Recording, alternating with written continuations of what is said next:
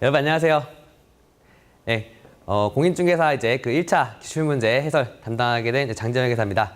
여러분들이랑 이제 부동산학 개론 같이 할 거고요.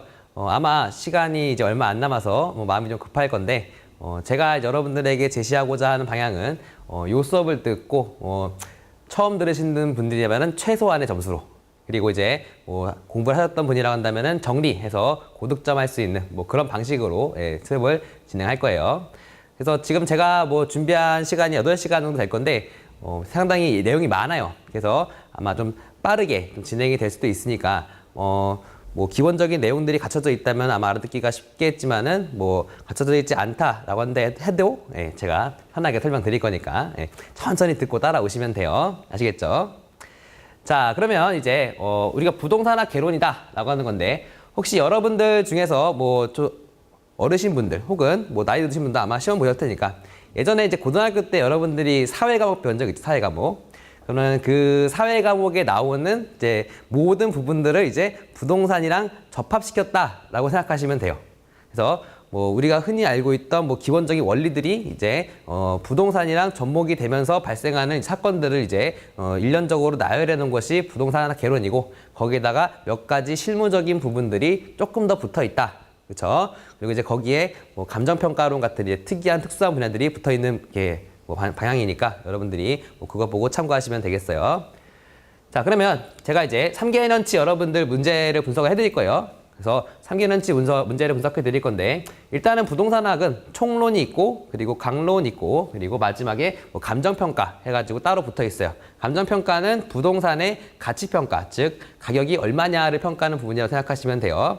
그래서 보면은 총론 쪽에 있어요? 개념과 분류가 있고, 그리고 특성, 그리고 속성 해가지고 있는데, 속성 부분은 거의 나오질 않아요. 그래서 3개년치 나온 게 없기 때문에 거기는 패스. 하나 떨어지는 게 좋죠. 그렇죠?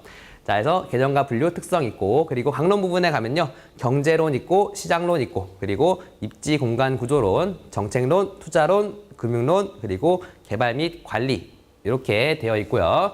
그리고 감정평가 쪽에는 기초 이론 있고, 그다음에 가치 이론, 평가 방식, 공시제도. 자, 그래서 제가 그 3개월치 120문제를 전부 다 분석해 봤는데, 보니까 어떤 게 제일 많아요? 개발 및 관리 쪽, 그리고 금융론, 투자론, 정책론. 뭔가 이름만 봐도 조금 하기 싫긴 하죠. 그쵸? 자, 그러면은 이제 이 부분에서 최소한으로 기본적인 내용 풀 수 있게 하면 되고, 그리고 나머지 부분들 보면요, 개념과 분류 저쪽 쉬워요. 그래서 부동산이 어떻게 분류되는가, 그리고 특히 용어의 정의나 혹은 부동산 학이 가지고 있는 인문적인 특성 이런 것들을 물어보는데, 여러분들이 가지고 있는 상식선에서 거기서 해결되는 부분들이 많으니까 그거 가지고 이제 문제를 조금 맞춰주고, 그 다음에 이제 전문적인 내용들 중에서 기초적인 부분들을 물어보는 거, 요것들을 해결할 수 있으면은 합격하는 데는 큰 지장은 없겠다라고 생각할 수가 있겠죠. 네. 자, 그러면은 바로 개념과 분류부터 한번 들어가 보죠. 자, 일단은 제가 여러분들한테 수업에 주로 나오는 토픽대로 정리를 했어요. 그래서 우리가 요 수업을 쭉 마치고 나면은 한 48개 정도의 토픽을 정리하게 될 거고, 아마 그 안에서 많은 문제들이 해결이 될 거예요. 그래서 여러분들이 지금 부동산학 총론, 우리가 배웠던 개념, 속성 그런 것들이죠. 그 개념과 그 부분에서 지금 제가 뽑아낸 게 6가지 토픽이에요. 그래서 6가지 토픽, 개념 있고, 그리고 K식 분류, 그리고 부동산의 개념, 토지의 분류, 주택의 분류, 그리고 부동산의 특성, 이렇게 쪼갤 수가 있는데, 6개 중에서 제가 별표를 친 4번과 5번을 제외하고 나머지는 여러분들이 상식적으로 해결이 가능한 부분이고, 여기 있는 4번과 5번에 나오는 용어들이 조금 생소할 수는 있어요. 그래서 이 부분들은 사실 외울 건 아니고요. 보다 보면 익숙해지고, 그리고 뭔가 어색한 것들을 골라내는 거예요. 그래서 토지의 분류에 대해 정확히 이제 한번 설명을 듣고 나면은 그다음부터는 이제 준비를 하면 되겠다. 이렇게 생각을 하시면 되겠어요. 자, 부동산 학의 개념입니다. 그래서 이 부동산 학이라는 거는 사실 우리나라에서 시작된 지 오래되진 않았어요. 그래서 대부가 김영진 교수님이다 해가지고 한 1920년대부터 이제 진행이 되었다. 이렇게 볼 수 있고, 그리고 부동산학이라는 건요, 사실 응용과학입니다. 응용과학. 제가 이제 경영학과 출신인데 경영학과를 별로 좋아하진 않아요. 어차피 경영학이라는 게 근거가 없는 학문입니다. 그래서 여러 가지 부류가 있는데, 보시면은 8가지 분야, 생산, 혹은 인사, 조직 이런 것들이 있는데, 사실은 그런 것들 전부 다 다른 학문의 기초를 두고 끌어온 거예요. 그래서 경영학은 사실 속빈 강정이다 이렇게 볼 수가 있고, 그래서인지 모르겠지만 경제학과 사람들이 경영학과를 상당히 싫어합니다. 그죠? 왜냐면은 경제학에서 나왔는데 이상하게 경영학과 인기가 많아요. 부동산학 마찬가지입니다. 부동산에 뿌리를 두고 있는 그런 순수 과학은 없어요. 대신에 다른 학문에서 이것이 부동산에 어떻게 접목이 되는가를 응용하는 학문입니다. 따라서 기본적으로 부동산학은 응용과학이다 라고 보시면 돼요. 그래서 전 개념 보니까 뭐라고 돼 있어요? 능률화, 그렇죠? 어떻게 부동산을 효율적으로 사용할 것인가. 어차피 우리나라 국토의 면적은 한정되어 있죠. 그렇죠? 그 한정된 범위 내에서 이제 여러분들이 어떻게 부동산을 쓰는 것이 가장 능률적으로 사용할 수 있냐. 이제 이거를 뭐 영어로 the best use라고 부르는데 그 use, 즉 능률성을 위한 것이다 라고 보시면 돼요. 그래서 부동산학은 그 능률성을 위해 태어났고 그리고 그것을 다른 학문과 접합해서 어떻게 응용할 것이냐가 가장 포인트가 된다. 그러니까 문제 만약에 부동산은 순수과학이다 라고 나면 틀린 거죠. 그렇죠? 그래서 그 개념 정도만 가볍게 잡아두시면 되고요. 그리고 이제 부동산에서 연구하는 분야는요. 쉽게 뭐 부동산 현상, 그리고 부동산 활동, 그리고 부동산 환경 이렇게 쪼개볼 수가 있는데 뭐 부동산 현상이라는 건요. 토지 자체를 두고 이제 분석을 한 거예요. 그래서 이 토지가 뭐 서울 근처에 있는 토지인데 뭐 보니까 그 주변에 상권이 발달할수록 토지가 가치가 상승했다가 떨어지는 현상이 있더라. 그래서 토지 자체의 사실에 근거해서 분석한 학문이다. 일반적으로 뭐 지가 분석 이런 것들 얘기하는 거죠. 그리고 부동산 활동은 부동산이 있음으로 인해서 인간과 사회적인 관계를 맺는 것, 즉 매매 거래 같은 것들 있죠. 그래서 매매를 하면서 보니까 부동산 수요가 있고 부동산 공급이 있고 이 관계에서 어떠한 결정들이 발생하더라. 그래서 상황 변수에 따라서 어떻게 그 사람들이 행동을 하더라. 그거를 분석하는 거예요. 그다음에 이제 부동산 환경의 경우에는 이제 부동산이 갖고 있는 뭐 기초적인 이론들 그리고 부동산을 관리하는 뭐 지원 분야 혹은 의사결정, 뭐 투자를 어떻게 할 건지, 뭐 금융을 어떻게 가져올 건지, 그리고 이것을 어떻게 개발할 건지 이런 것들을 이제 지원하는 그 세 가지 분야로 나누어서 우리가 뭐 분석하고 있다. 이렇게 보시면 되고 뭐 이 개념은 그렇게 중요하지 않고 그냥 단순하게 문제에서는 부동산 환경과 활동을 포함하는 개념이다. 뭐 이런 식으로 나오니까 그냥 간단하게만 생각하시면 돼요. 너무 깊게 들어가실 필요는 없다. 자, 그다음에 접근 방법인데요.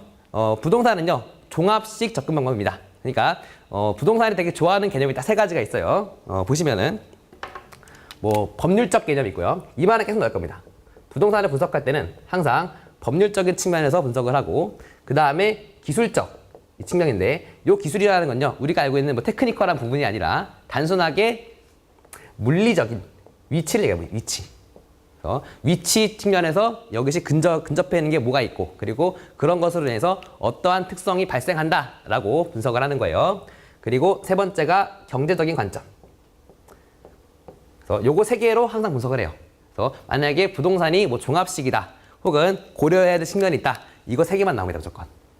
그래서 저기서 종합식이라는 거는 요 세 가지 개념을 고려해서 하는 것이다. 그래서 뭐 여러 가지 학문들을 통합해서 분석한다.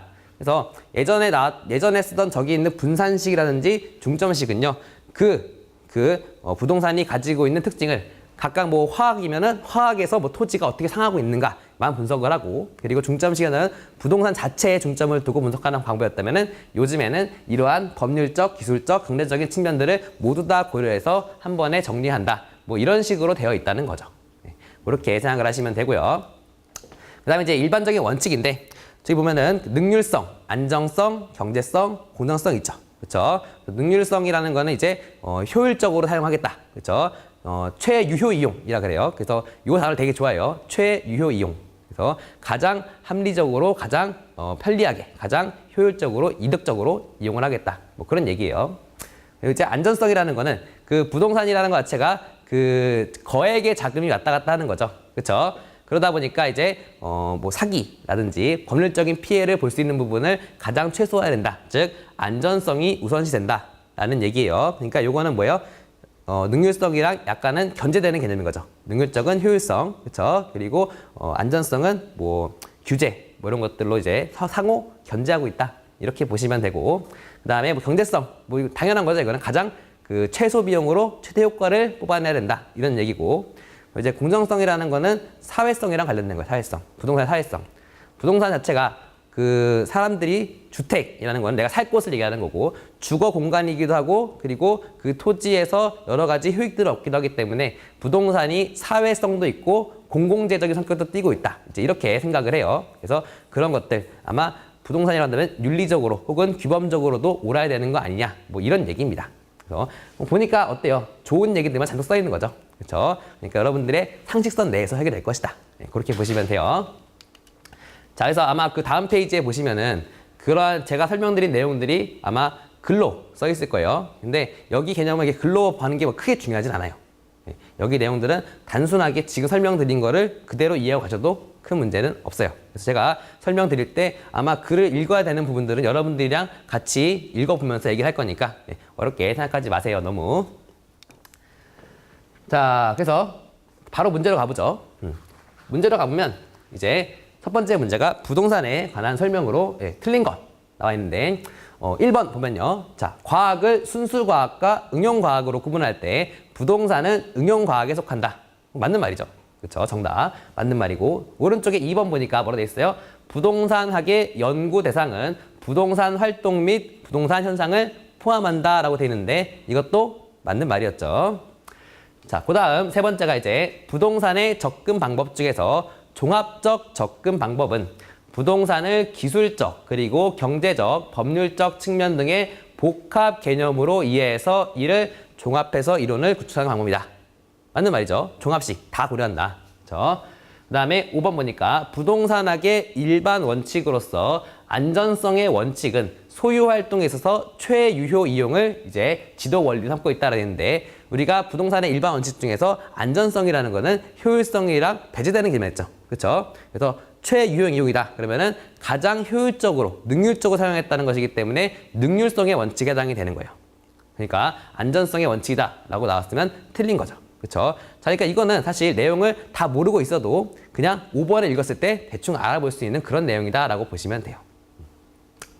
자, 그러면은 바로 넘어가죠. 자, 이제는 뭘 볼 거냐면은 K식, 즉 한국표준산업분류표에 나오는 부동산 활동의 분류를 볼 거예요. 이거는 최근에 이제 출제가 된 내용이기 때문에 뭐 앞으로도 좀 더 물어볼 수는 있지만 사실 단순한 암기 내용이 암기 내용.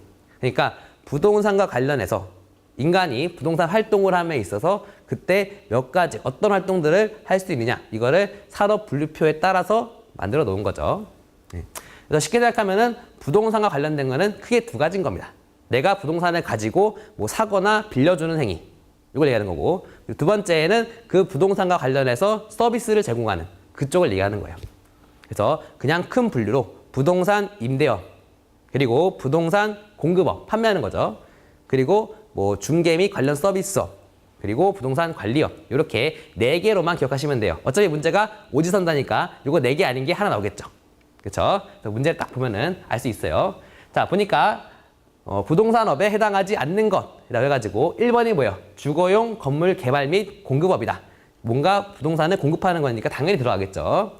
2번 부동산 투자 및 금융업. 이걸 못 봤죠. 그렇죠? 우리가 쉽게 헷갈릴 수 있는데 여기는 금융업에 해당이 되는 거예요.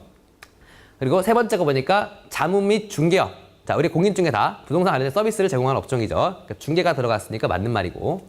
네 번째 보니까 부동산 관리업이죠. 그렇죠? 관리가 들어갔으니까 맞는 말이에요. 그리고 5번에 보니까 기타 부동산 임대업이라고 돼 있죠. 이것도 임대가 들어갔으니까 맞는 말이다 라고 생각을 하시면 되겠어요. 이거는 크게 어렵지 않죠? 그렇죠? 바로 넘어가겠습니다. 그래서 우리가 지금 두 가지 토픽 다룬 거예요. 첫 번째가 부동산학의 개념, 그리고 두 번째가 한국표준산업분류표상의 특성. 이렇게 2개 배웠다. 자, 그 다음 이제 세 번째 거. 부동산의 개념이에요. 부동산. 이제는 부동산학이 아니라 부동산이 어떤 특징을 가지고 있는가. 이제 이걸 볼 거예요.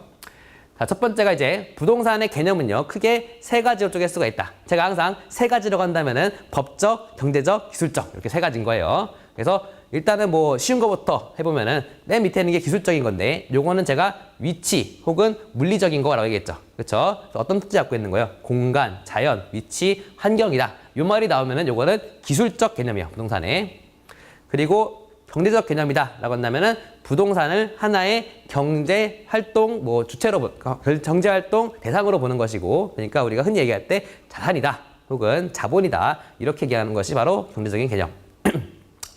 그다음에 이제 맨 위에 있는 게 법적 개념인데 이게 그나마 여러분들이 가장 어려워할 만한 거예요. 그래서 부동산은요 일단은 법에서 부동산이 뭐냐라고 정해놓은 게 있고, 그리고 여기다가 좀 추가해서 좀 더 넓은 의미로 해석하면은 부동산의 범위가 늘어나요.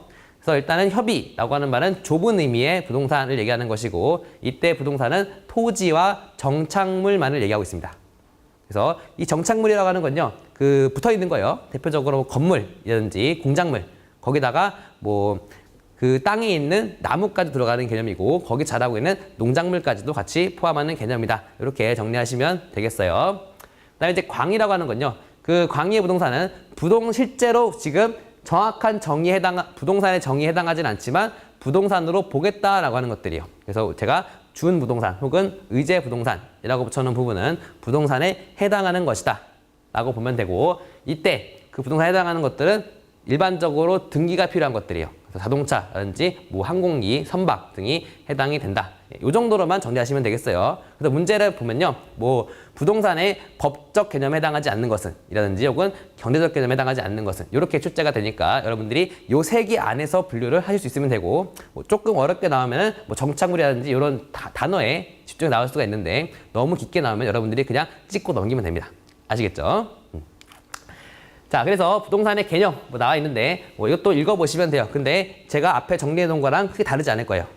대신에 뭐 정착물의 기준이 있죠. 보니까 정착물의 구분 기준이 있는데 그 중간에 보면은 뭐 부착 방법, 설치 의도, 그리고 설치 주체에 따라서 나눠질 수가 있고, 그리고 물건의 성격에 따라서 뭐 구분할 수가 있다. 그래서 그냥 땅에 붙어 있는 거라고 생각하시면은 뭐 어렵지 않게 이해할 수는 있어요. 그래서 이것도 외울 건 아니다. 아시겠죠? 자, 넘어가 보죠. 자, 이제 토지의 분류예요. 자, 우리가 지금 이제 앞으로 배울 게 토지를 어떻게 분류하는지, 그리고 주택을 어떻게 분류하는지 이렇게 배울 건데, 토지의 분류는요, 사실은 분류 기준은 중요하지 않고요, 그 안에 있는 여러분들이 용어를 이해하시는 게 중요해요. 그래서 제가 나눠놓긴 했지만 이거는 이해를 돕기 위한 것이고, 그냥 여러분들은 여기 나오는 단어들이 뭔지만 아시면 돼요. 자, 일단은 하나씩 가보죠. 자, 우리가 부동산을 분류할 때 일단 단위에 따라서 분류를 합니다. 그래서 단위에 따라 분류를 하는데 획지와 필지로 나눌 수가 있어요. 획지와 필지. 자, 우리가 흔히 알고 있는, 여러분들 보시면은 나의 집 주소는 뭐 도봉구 뭐 쌍문동 몇 다시 몇이다 이렇게 나와 있는 거는 정확하게 그 절대적인 개념인 거고, 그 개념은 필지예요. 필지. 그래서 뭐 붓으로 써 있다, 그래서 문서로 돼 있다라고 생각하시면 되고, 필지가 바로 절대적인 개념이다라고 보면요, 획지는 내가 상례적으로 잡은 개념이에요. 일반적으로 뭐 강남 상권 이라고 한다면은 여러분들이 여기로 넣을 수 있고 저기로 넣을 수 있고, 그렇죠? 그래서 획지는 상대적인 개념인 것이고, 내가 나누기에 따라서 다르게 나눌 수가 있는 거예요. 그러니까 이거는 절대적인 개념이 아니다라고 생각하시면 되고, 그냥 쉽게 기억하시려면은 획지라면요, 내가 생각을 바꾸면은 획 돌아가는 거예요. 아시겠죠? 그러니까 획지는 상대적인 개념이다. 이렇게 생각을 하시면 되겠어요. 아시겠죠? 자, 그 다음에 이제 용도에 따른 분류인데, 자, 일단은 기본적으로 농지, 택지, 임지 이렇게 쪼개진다고 보시면 되고, 농지는 농사 짓는데, 임지는 살림 얘기하는 거고, 택지는 우리가 알고 있는 건물이 올라갈 수 있는 그런 부지다라고 생각하시면 돼요. 이때 택지도 내가 상가를 지을 수도 있는 상업용이 있는 거고, 공장을 지을 수 있는 공업용이 있는 거고, 그리고 내가 주거를 위해서 건설하는 뭐 아파트 같은 것들이죠. 그래서 주거용으로 분류할 수가 있다. 그래서 이렇게 세 가지로 분류할 수가 있어요. 요거는 어렵지 않죠? 그렇죠? 그래서 농지, 택지, 임지. 자, 그런데 이제 이 토지들이 한 번 농지면은 평생 농지냐? 그건 아니죠. 그렇죠? 그러면은 부동산 뭐 성공이 있을 수가 없잖아요. 그래서 대박이 나려면 농지에서 택지로 바뀌어야 돼요. 자, 그러면 이렇게 농지에서 택지로 옮겨가고 있는 땅을 우리가 후보지라고 부릅니다. 후보지. 그래서 얘는 지금 대상 후보가 된 거죠. 생각하시면 되고요. 자, 그 다음에 이제 택지 내에서 제가 주거지, 상업지, 공업지라고 돼 있고, 사실 농지도 뭐 깊게 보면은 이제 농지 안에 전지, 답지가 있잖아요. 그렇죠? 논밭 이렇게 있으니까 아마 그 농지, 택지, 임지 안에서 바뀌고 있는 것들. 지금 예를 들어 가지고 택지 같은 경우에는 주거 지역에서 상업 지역으로, 혹은 상업 지역에서 주거 지역 이동한다라고 한다면은 그 부분이 바로 이행지라고 부르는 부분이에요. 그래서 후보지는 용지 간의, 그쵸? 용지 간의 변경을 얘기하는 것이고, 그리고 이행지는 그 용지 내에서의 변경을 얘기하는 거다. 그렇게 뭐 협의적인, 또 이행지가 조금 더 협의적인 개념이다라고 생각하시면 되겠습니다. 자, 그 다음 이제 넘어가면은 이용에 따른 분류인데, 자, 보시면은 이제 동그라미 하나 있죠? 그림. 자, 그림 보니까 일단 소지가 제일 큰 개념이에요. 소지. 그쵸? 소지는 태초에 땅이 있었다. 아무것도 없는 그 상태를 얘기하는 겁니다. 그래서 그 소지가 있고 거기에 이제 뭔가 올라가기 시작한다. 그럼 이제 그게 부지예요. 부지. 자, 그래서 소지는 아무것도 없는 상태, 자연 그대로 상태인 것이고 부지는 그것을 인위적으로, 인공으로 해가지고 이제 뭐 건설이나 부동산도 사용할 수 있는 상태를 얘기하는 거예요. 자, 이때 부지에서 이제 우리가 공업용, 주거용, 상업용으로 쓰겠다라고 한다면은 택지로 분류가 될 거예요. 자, 이렇게 택지가 있는데 택지에 아무것도 안 올라갔다. 그럼 낮입니다. 그래서 우리가 흔히 뭐 나대지라고 부르는 부분이죠. 나지. 그리고 이 나지에 보면은 법적 규제에 따라서 공법과 사법의 규약을 모두 받는 거를 우리가 저지. 그래서 저지 당한다 생각하시면 되고, 그리고 공법상의 규제. 대표적으로 뭐 이제 개인 간의 거래는 있을 수가 없고, 그리고 이제 공법, 즉 뭐 그린벨트라든지 이렇게 공법으로만 규제를 받는 거를 우리가 갱지라고 불러요. 갱지. 자, 그 다음에 이제 택지라고 한다면은 주거용, 상업용, 공업용 등등이 있는 거고, 거기에는 건물이 올라가겠죠. 그렇죠, 건물. 그래서 여러분들이 보시면은 뭐 모든 건물들이 그래요. 일단 건물이 지어지면 건물이 이렇게 생겼을 거고, 여기 밑에 땅바닥에 붙어 있는 거 있죠. 요거를 우리가 건부지라고 합니다. 건부지. 그래서 건물이 붙어 있는 토지를 건부지라 그러고, 그리고 사실 건물이 있으면요, 여러분들이 내가 건물을 가지고 있으면 요 땅만 내 땅이 아니고요, 이 앞에 있는 보도블럭이나 이런 거 내 땅이 됩니다. 그러면은 여기를 뭐라고 부르냐면은 공지라고 부르는 거예요. 그래서 건물에는 포함이 되는데 건부지에 속하지 않는 것들. 그래서 대표적으로 주차장 이런 것들일 거죠. 이런 것들인 거죠. 그래서 얘네들을 우리가 공지라고 부른다. 그래서 외울 거 아니죠? 그렇죠? 여러분들이 개념을 이해하고 있으면은 나중에 읽어보면 이게 긴지 아닌지 알면 돼요. 긴지 아닌지. 자, 오케이. 그 다음에 이제 넘어가시면은 그 오른쪽 위에 보니까 뭐 있어요? 도로 상태에 따른 분류 있죠? 그렇죠? 자, 저거는 뭐냐면은 이제 맹지의 경우에는, 맹지는 땅이 있고 그리고 내 땅이 있는데 내 땅이 다른 타인의 땅에 둘러막혀서 나갈 수가 없는 땅인 거예요. 그러면은 저 땅은 사실 있지만 효용성이 거의 없는 거죠. 그렇죠? 내가 저 땅에 가려면 남의 땅을 밟지 않고 못 지나가는 거예요. 저거를 우리가 맹지라고 불러요. 맹지. 그래서 그냥 맹인, 이렇게 앞에 볼 수가 없는 거잖아요. 그렇죠? 아무것도 할 수 없는 그런 땅이다라고 보시면 돼요. 그 다음에 이제 저 맹지가 있으면은 저 맹지에는 원칙적으로 건물을 지을 수가 없습니다. 자, 그래서 뭐 이 맹지를 효율성 있게 사용하겠다라고 한다면은 이 맹지에서 나갈 수 있게 길을 뚫어야 되고, 만약에 그 길을 조금 사가지고 저렇게 오른쪽에 있는 그림처럼 이렇게 자루 모양이 됐다. 그럼 저거를 우리가 대지라고 불러요. 대지. 그래서 저거 땅 저렇게 이제 맹지에서 대지로 가면요, 땅값 좀 오릅니다. 많이. 네, 그렇게 생각하시면 되고요. 자, 그 다음에 소유권에 따른 분류인데요. 자, 보시면은 뭐 세 가지 개념이 있어요. 포락지, 그리고 법지, 빈지, 이렇게 세 가지 개념이 있는데, 포락지는 뭐냐면은 그 물이 들어와가지고 이제 하천이 된 겁니다. 그래서 하천이 되면은 거기에 있던 내 땅이 이제 물에 침수가 되겠죠. 그러면은 얘는요, 그 하천은 국유지이기 때문에 소유권을 가질 수가 없어요. 그러면은 내 땅이 아닌 거예요, 더 이상. 그럼 저렇게 하천에 가라앉은 땅을 우리가 포락지라고 불러요. 포락지. 얘는 이름이 특이해서 금방 외워져 되게. 그래서 포락지. 자, 그 다음에 이제 법지인데요.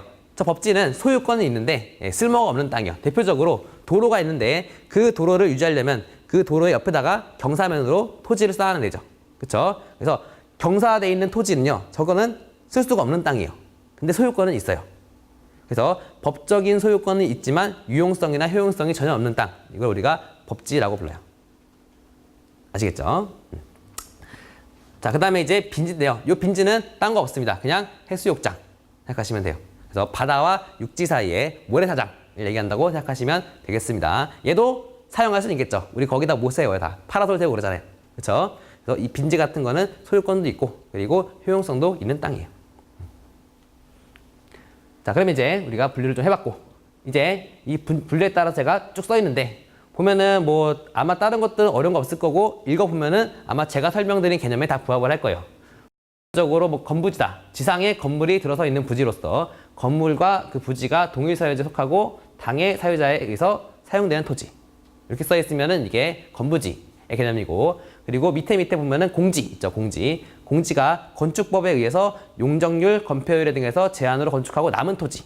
그래서 필지 중에서 내 땅 중에서 건축물이 올라가지 않은 부분을 얘기한다. 이렇게 얘기하면은 아까 설명했던 그림이랑 일치하죠.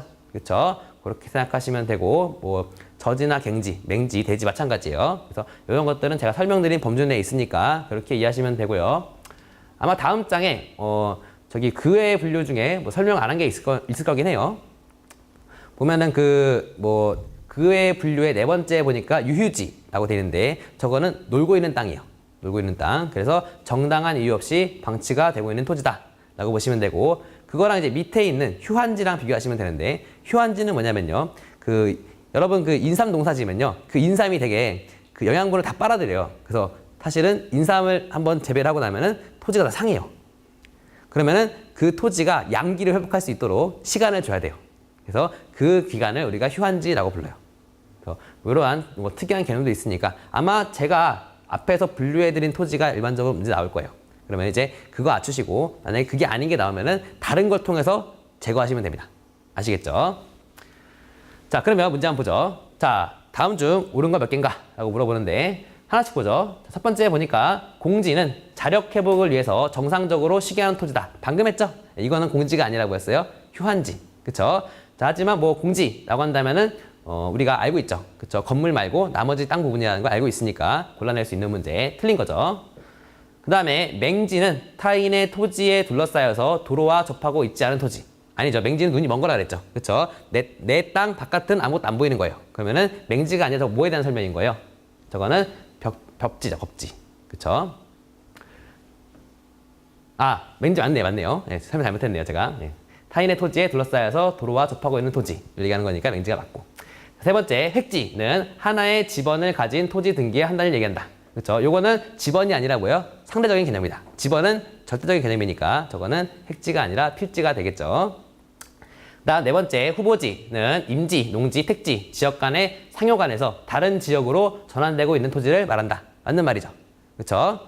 그다음에 법지는 소유권은 인정되지만 일용시익이 없거나 적은 토지를 말한다. 이것도 맞는 말이다. 자, 그래서 정답은 3번이 되겠죠.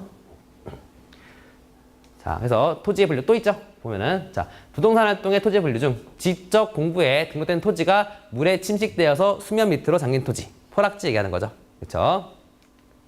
다음 문제. 건부지와 나지의 특성에 관한 설명으로 틀린 것은? 자, 나지란 건물에 기타 정착물이 없는 토지를 말한다. 이거 맞는 말이죠. 자, 이번에 나지는 지상권 등 토지의 사용, 수익을 제한하는 사법상의 권리가 설정되어 있지 않은 토지다. 맞는 말이죠. 세 번째, 건부지 가격은 건부 감가에 의해서 나지 가격보다 높게 평가된다. 이게 좀 어려운데 말이. 건부 감가라는 게 뭐냐면요. 건물이 지어져 있으니까 그 건물이 상하겠죠. 그렇죠? 건물이 상하는 걸 우리가 감가된다고 설명을 하고 있어요. 감가. 자, 따라서 건부 감가돼서 나지보다 높게 평가된다. 어렵죠? 무슨 얘기냐면 자, 우리가 건물이 올라간 땅이 있고 건물이 없는 땅이 있으면요. 건물이 없는 땅이 더 효용성이 높은 거죠. 그렇죠? 그러니까 건물이 상하고 있으면은 이제 가격이 떨어질 거란 말이에요. 그러면 일반적으로 그냥 빈 땅에다가 새로운 건물을 짓는 게 더 높게 평가되니까 일반적으로 건물이 있는 땅은 사용이 끝난 땅이다라고 봐요. 따라서 나지 가격이 조금 더 높게 평가되는 그런 경향이 있어요. 그러니까 3번이 틀렸다고 볼 수 있겠죠. 다음 4번. 자, 건부지는 지상에 있는 건물에 의해서 사용 수익이 제한되는 경우가 있다. 그렇죠? 맞는 말이고. 5번. 건물 등이 부지의 최유효 이용에 적합하지 못하는 경우에 나지에 비해서 최유효 이용의 기대 가능성이 낮다. 그렇죠? 자, 이거는 이제 그 건물이 저런데 건물이 주변에 공장이 많은 건물인데 거기에 상가가 들어간 거예요. 그러면 이거는 사실은 공장이 같이 있으면은 뭐 시너지가 나겠죠. 근데 상가가 있게 되면은 아마 효율적으로 사용되지 못할 것이다. 그럴 바에는 건물 무너뜨리고 새로 공장을 짓는 게 낫겠죠. 그래서 그때에는 나지가 더 효용 가능성이 있을 것이다 라고 생각할 수 있다는 겁니다. 그래서 정답은 3번이 되겠죠. 자, 그 다음에 요거는 이제 정착물 관련된 건데 우리가 안 배운 개념 중에 하나가 있어요. 저거 중에서 보면은 국어죠. 3번에 국어 있죠. 국어. 자, 국어는 오른쪽 밑에 풀이에 보면 나와 있는데 자, 토지의 지목 중 하나인데 용수랑 배수로예요. 그래서 인공적인 수로 혹은 둑 이런 것들이 있는데 자, 이런 것들은 토지와 같이 붙어 있는 걸로 봅니다. 그래서 요거는 좀 어려운 개념이죠. 이런 거 나오면은 반칙이에요. 반칙. 그래서 정착물 중에서 우리가 독립된 게 아닌 것, 따로 평가할 수 없는 것을 얘기하는 거고, 일반적으로 건물이나 나무 등은 별도로 판매할 수가 있고, 그리고 농작물, 요거 4개는 별도로 구분할 수 있는 정착물이에요. 그래서 아까 제가 정착물을 설명할 때 다 들어갔던 내용이죠. 건물, 나무, 농작물. 얘네들은 별도로 구분할 수가 있는 개념이다 라고 보시면 되고, 3번만 설명 안 드렸는데 그 3번 설명 안 드린 게 정답이 되는 거죠. 그래서 독립될 수 없다 라고 생각하시면 되겠어요. 됐죠? 네, 그 다음 넘어가겠습니다. 자, 이제 주택의 분류 쪽인데요. 자, 주택의 분류는 일단 단독주택이 있고 공동주택이 있다. 그래서 단독주택은 이제 그 일반적으로 혼자 산다고 판단되는 거고, 오른쪽에 있는 공동주택은 이제 소유권이 같이 있다라고 생각되는 건데, 일단 왼쪽에 있는 거 보면은 단독주택, 다중주택, 다가구주택 이렇게 있죠. 단독주택 중에 있는 단독주택은 쉽죠. 한 건물에 1세대. 예, 이게 단독주택이고, 그리고 다중주택은 1건물이 다세대인데 대신에 주거 형태는 독립적이지 않아야 돼요. 즉, 뭐 실별의 그 호실별로 화장실이나 이런 거는 상관없어요. 대신에 취사는 같이 해야 돼요. 취사는. 그리고 연면적. 여러분 연면적이라는 개념 아세요 혹시? 연면적. 자, 연면적은 뭐냐면요. 만약에 여러분들이 건물이 있는데, 건물을 가지고 있어요. 갖고 싶긴 한데, 건물을 가지고 있다. 그러면은 이제 건물에 만약에 이 땅에 붙어 있는 게 30제곱미터다. 라고 한다면은 이 건물의 정착 면적이 30제곱미터인 거예요. 근데 연면적이라는 건요. 여기 이제 건물이 만약에 3층짜리다. 그러면은 1층에 30, 2층에 30, 3층에 30이겠죠. 그쵸? 그러면은 요 세 개를 3층에 있는 면적을 다 더한 개념이에요. 그러면은 건물의 연면적은 90이 되겠죠. 그래서 연면적은 따라서 층수에 있는 모든 면적을 전부 합친 개념이다 라고 보시면 되겠어요. 그래서 그 연면적이 얼마이야? 330제곱미터 이하면 된다. 이런 개념이 되겠고, 그리고 그 단독주택의 중요한 특징 중에 하나가요. 3층 이상 올라가면 안 돼요. 3층 이상 올라가면 단독주택이 아니에요. 일단은 그렇게 생각하시면 돼요. 그래서 다중주택의 대표적인 게 뭐가 있는 거예요? 고시원. 그래서 고시원이 다중주택에 해당되는 것이다 라고 보시면 되고요. 그 다음에 이제 밑에가 다가구주택인데, 다가구주택은요 이제 그 한 개동 19세대 이하인 것이고, 그리고 바닥 면적이 660제곱미터 이하. 저게 일반적으로 평수가 1평에 3.3제곱미터니까 660이면은 몇 평? 200평인 거죠, 200평. 그래서 200평 이하인 걸 얘기하고, 얘도 마찬가지로 주택이 3개층 이하인 거, 이거를 우리가 다가구 주택이라고 한다. 여기까지가 단독주택이고, 오른쪽에 보면은 공동주택이 있는데, 일단 우리가 알고 있는 아파트였죠. 아파트는 5층 이상인 거 아파트라 그래요. 5층 이상인 거. 그래서 아파트 5층 이상인 거고, 그리고 밑에 있는 연립주택의 경우에는 건물이 이제 200평 초과하는 거죠. 초과하는 거. 그래서 연면적이 200평 초과하는 거고, 그리고 대신에 얘네들은 몇 층 이하? 4층 이하. 그러니까 쉽게 생각하면은 3층까지는 단독주택이고, 하나 더 지어지면은 공동주택이고, 그게 하나 더 올라가면 아파트인 거예요. 그렇게 보시면 돼요. 그리고 다세대 주택은 한 개동 건축 연면적 똑같이 660 이하인데, 그러니까 이게 4층 이하인 거죠. 그래서 요거를 기억하시려면 저는 이렇게 기억했는데, 자, 이게 3층 이하, 660m 이하면요, 200평이죠. 요거 이하면은 다가구예요. 근데 한층 더 올라가면 이제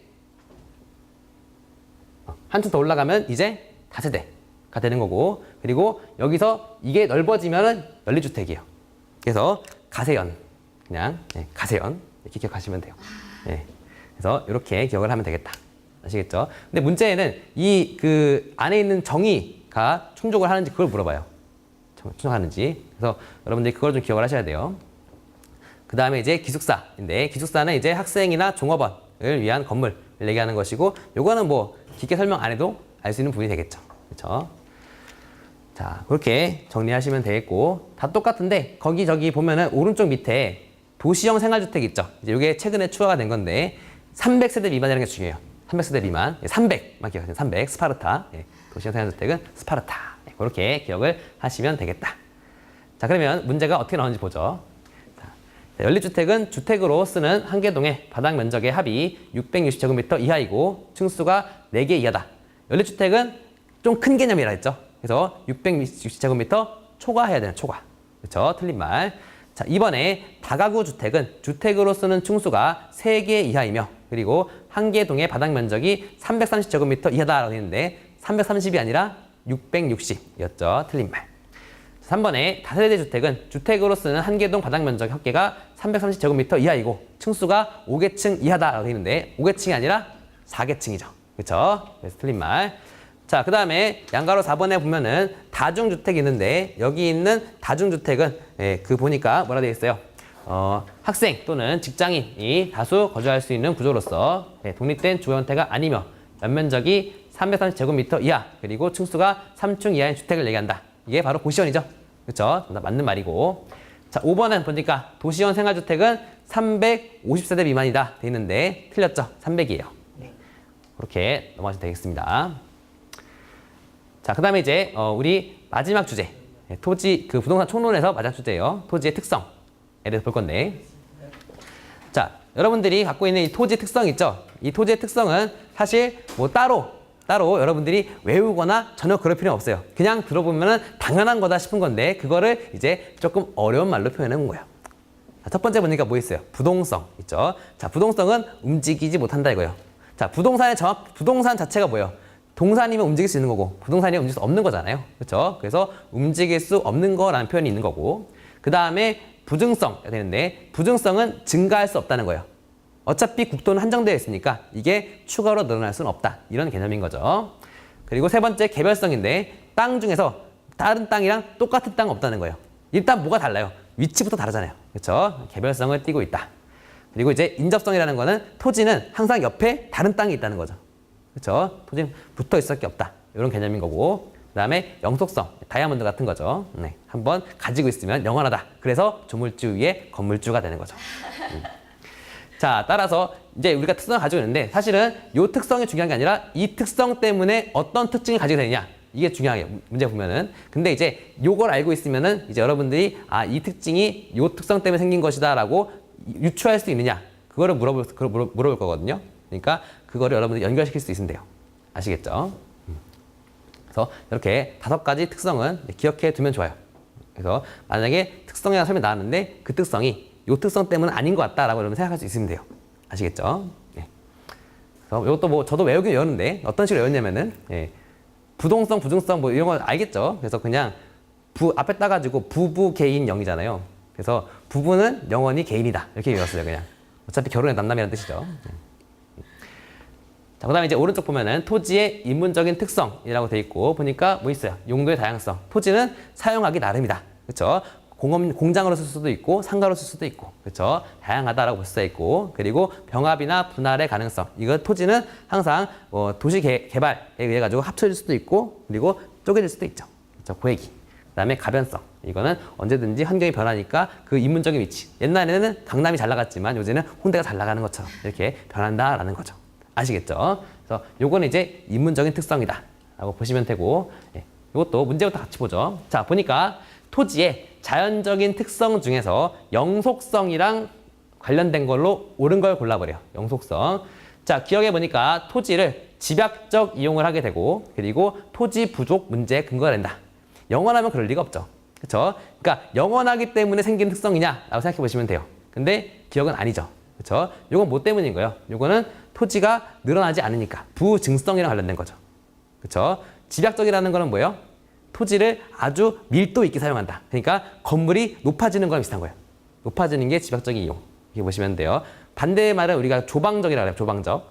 이 조방적이라는 의미는 되게 넓게 쓴다는 거고, 대표적으로 애들 풀어놓고 가축 기르는 그런 목장 이런 것들을 얘기한다라고 보시면 돼요. 자, 니은 보니까 자, 소모를 전제로 하는 재생산 이론과 강가상각 이론이 적용되지 않는다라고 되어 있는데 결국에 뭐야? 토지가 소모되지 않는다라는 뜻이고, 그러면은 영속되기 때문인 거죠. 그렇죠? 니은은 맞는 말. 그 다음에 디귿에 보니까 자, 부동산 활동은 임장 활동화 시키며 감정평가 시 지역 분석을 필요로 한다라고 되어 있는데 요거는 뭐냐면요. 자, 임장 활동이 뭐냐면은 현장에 임해서 활동한다는 뜻이고 내가 가보지 않으면 모르는 뜻이에요. 자, 그거는 지역을 봐야 되는 것이고 뭐 때문에 생긴 거예요? 다 옆에 땅이 붙어 있다. 즉 인접성 때문에 생긴 특성인 거죠. 그래서 디귿은 틀린 말이고, 자, 리을에 일물일가의 법칙이 배제되며 토지 시장에서 상품 간 완전한 대칭이 제공된다. 이건 뭐냐면 똑같은 상품은 없기 때문에 항상 다른 것들이 생기는 것이고 개별성 때문인 거예요. 그 다음에 미음에 부동산 활동을 장기 배려하게 되며 토지의 가치 보존력을 우수하게 한다. 무슨 얘기예요? 그렇죠? 부동산 장기라는 거는 토지가 오래 가니까. 그렇죠? 그리고 가치가 계속 유지가 되니까 영속성과 관련된 특징이다라고 볼 수가 있고 정답은 2번이 되겠죠. 그렇죠? 자, 이렇게 문제 풀이하시면 되겠고. 자, 그다음 세 번째. 자, 특성에 관한 설명으로 틀린 거. 첫 번째, 영속성으로 인해서 감가상각이 적용되지 않는다. 맞는 말. 자, 두 번째, 부동성으로 인해서 부동산 활동이 국지화된다. 국지라는 말은 지역적으로 움직여야 돼요. 지역적으로. 그러면은 위치가 고정돼 있으니까 거기 가야 할 수 있는 거죠. 그렇죠? 그러니까 국지적인 건 맞는 거예요. 세 번째, 부증성으로 인해서 토지 이용이 집약화된다. 증가하지 않기 때문에 밀도 있게 사용한다. 맞는 말. 네 번째, 개별성으로 인해서 부의 외부효과가 발생한다. 자, 요거는 조금 개념이 좀 그렇죠. 그렇죠? 그냥 뭐냐면은 부의 외부효과는 뭐냐면은 내 옆에 있는 사람 때문에 내가 피해 보는 거예요. 그러니까 내 옆에 공장이 있어요. 그럼 나는 가만히 있어도 우리 땅은 오염되겠죠. 그러니까 이게 바로 부의 외부효과라고 부르는 건데 나중에 뒤에 배울 거예요. 그래서 요거는 인접성 때문인 거죠. 옆에 붙어 있으니까.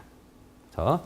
다섯 번째, 이용 주체의 목적에 따라서 인위적으로 분할, 합병할 수 있다. 맞는 말이죠. 그렇죠? 그러니까 정답은 4번이죠, 4번. 자, 이렇게 보시면 돼요. 자, 그래서 이렇게 해가지고 우리가 지금 부동산 총론 끝낸 거예요. 빨리 왔죠, 되게. 50분만에 왔는데 잠깐 쉬었다가 계속 얘기 이어가도록 할게요.